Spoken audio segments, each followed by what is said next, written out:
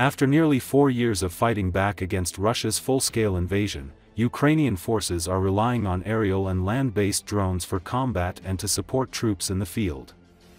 A report by Sky News showed a specialized drone unit in Ukraine's Donbas region deploying a land drone and rescuing an injured soldier.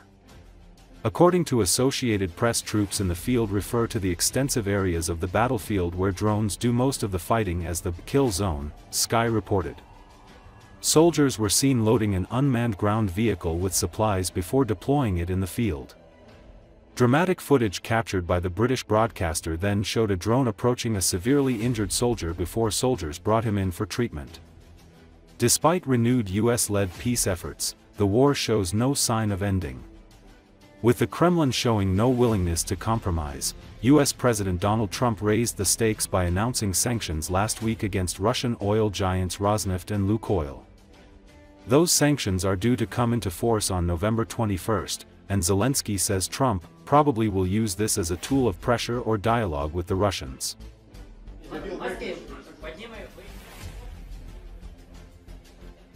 Все, пішли, хай веде.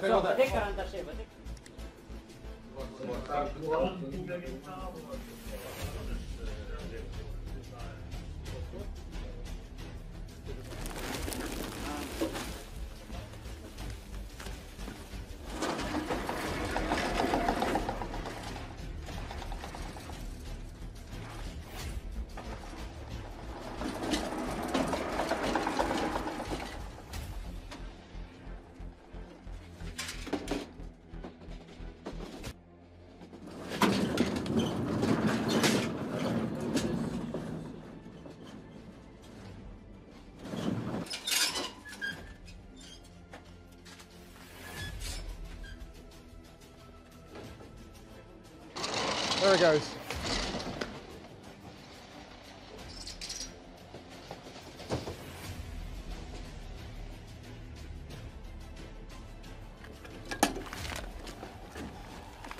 Машина готова, хлопці готовляться, зараз будуть вирушати.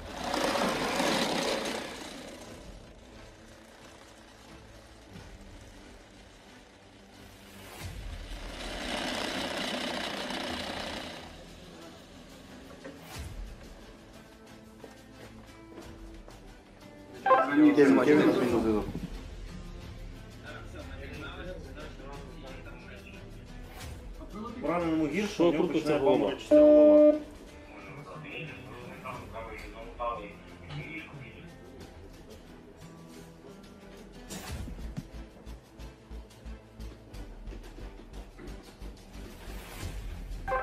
Молодці, бачу, допомагайте прийом.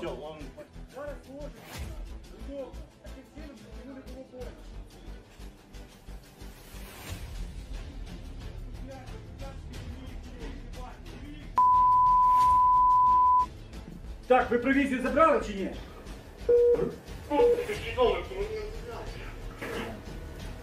Давай так прямо, зараз ліво наліво повертаємо. Здорово.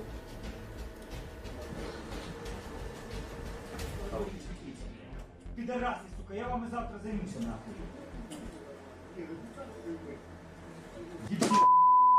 Єпі! Дивіться, хто там у нас ближче всі. Позиції. Варвар, пускай пульс перевірить. Ранку будемо приймати рішення, поки два.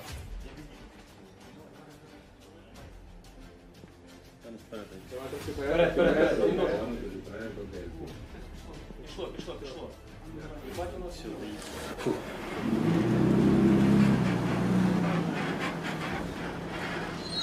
Оп! Руки.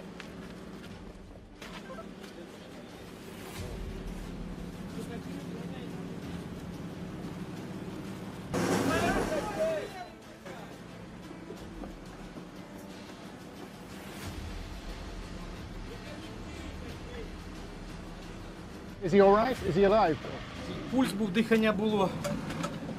Зараз там бореться.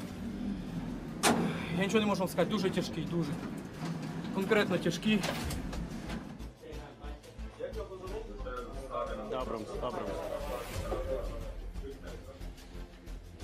Він не може йти.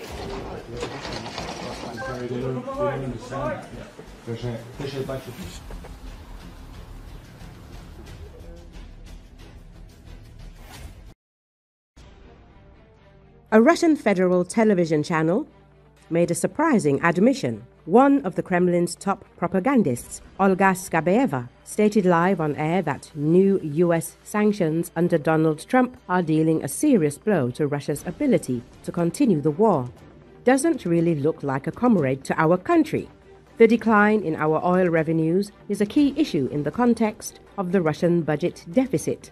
And war is an expensive affair, Skabeeva said, effectively admitting that Russia's economy can't keep up with military spending.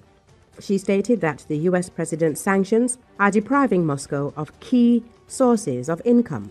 They're deliberately and systematically extorting money from our country.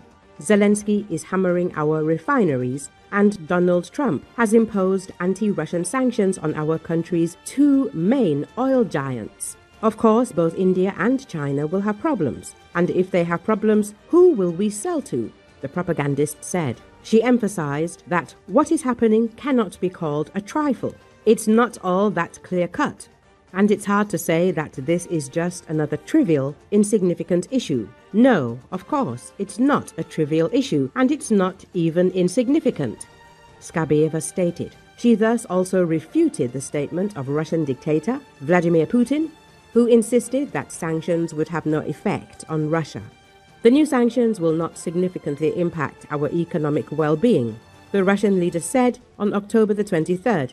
Thus, one of the main figures in Russian propaganda has unwittingly confirmed that Trump's sanctions are indeed working. They are depriving the Kremlin of oil revenues, increasing the budget deficit, and calling into question Russia's ability to finance a protracted war against Ukraine.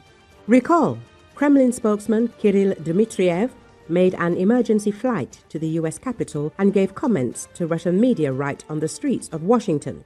His visit was Moscow's attempt to salvage dialogue with the Donald Trump administration after a sharp cooling of relations.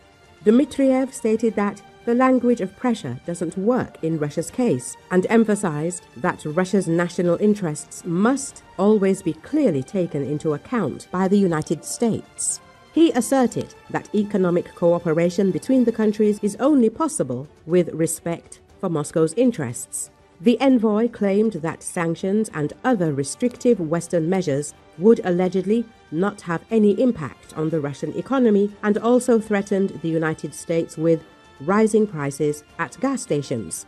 Dmitriev tried to blame Europe, including Ukraine, for the fact that relations between Russia and the United States are not working out. Dmitriev stated that during his current visit he intends to convey to the Trump administration that they cannot become Bidens. Dmitriev accused Kiev and the EU of disrupting peace dialogue and wanting to continue the conflict even though Russia itself refuses a ceasefire. According to media reports, Dmitriev is scheduled to meet with US Presidential Special Representative Steve Witkoff in Washington.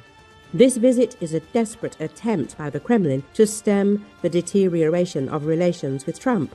The American leader, realizing that the Kremlin was uninterested in genuine peace talks and was demanding the impossible, complete control over Donbas, including territories to the Russian army had failed to capture, cancelled a planned meeting with Putin in Budapest. Following this, Trump imposed tough sanctions against Russia for the first time in his second term, hitting oil exports, the Kremlin's key source of revenue.